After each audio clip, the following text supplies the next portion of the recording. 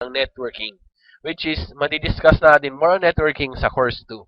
So, success in this business requires that you follow the system, teach the system, and multiply followers of the system.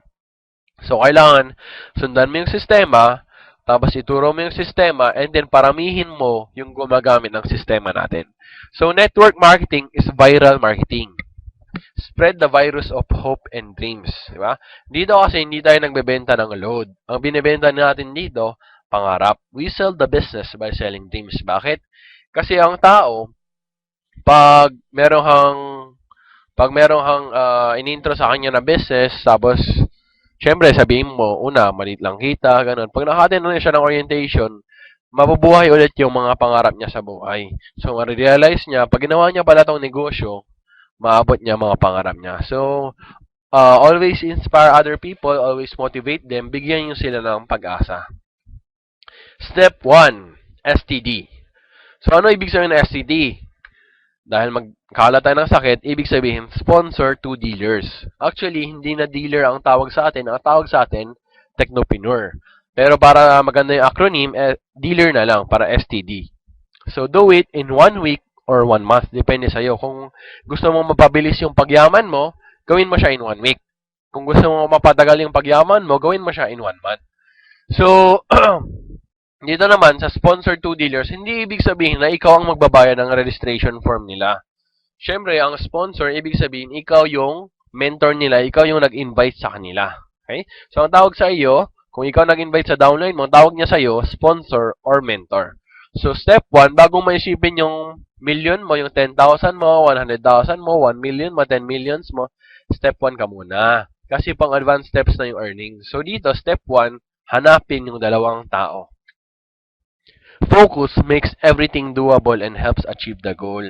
So, eto na yung sinasabi ko kanina, bago mo isipin yung mga millions mo, isipin mo muna yung step 1 mo. And then dito, sa networking kasi, kadalasan mali ng mga tao, pinapagsabay nila maraming kumpanya, like 2 or 3 companies. And then sasabihin, oh, focus naman ako sa 3 kumpanya. Ito ang tanong. Kung hindi ka nga maging top earner sa isang kumpanya, paano ka maging top earner sa maraming kumpanya? Di ba? So, isa pang quote about focus, if you chase 2 rabbits at the same time, both will escape.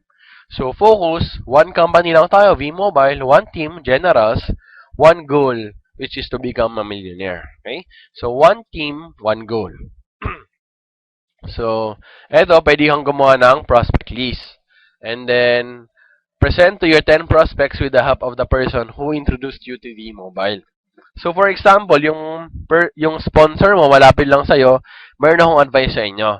Yung gawa ka ng prospect list, and then the first 5 prospects na papresentan mo, hindi ka magpapresent. Yung sponsor mo. So, pag siya nagpe-present, ibig sabihin, ikaw, makinig ka lang dyan sa gilid, mag-take down notes ka kung ano sinasabi niya per slide.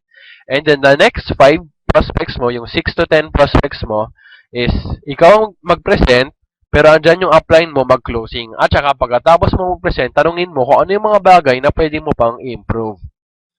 So, step 2, HIV, which is help in venturing. So, help your 2 dealers understand the business, do their own STD. So, eto, understand the business. Pero paano mo sa kanila mapapa-understand ang business kung ikaw mismo hindi mo pa na-understand, di ba?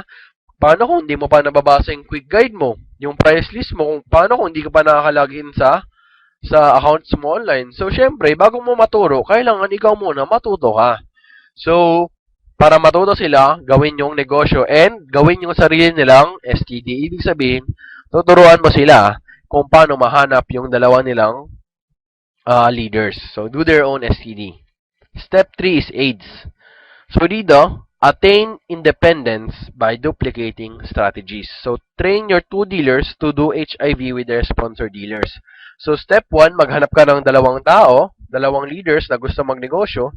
Step 2, ituro sa kanila ng mabuti ang negosyo. So, ito, i-differentiate natin ang recruiter versus mentor. Ang recruiter, kung ikaw ay isang talamak na recruiter, pagpasok ng kaibigan mo sa negosyo, hinayaan mo na siya.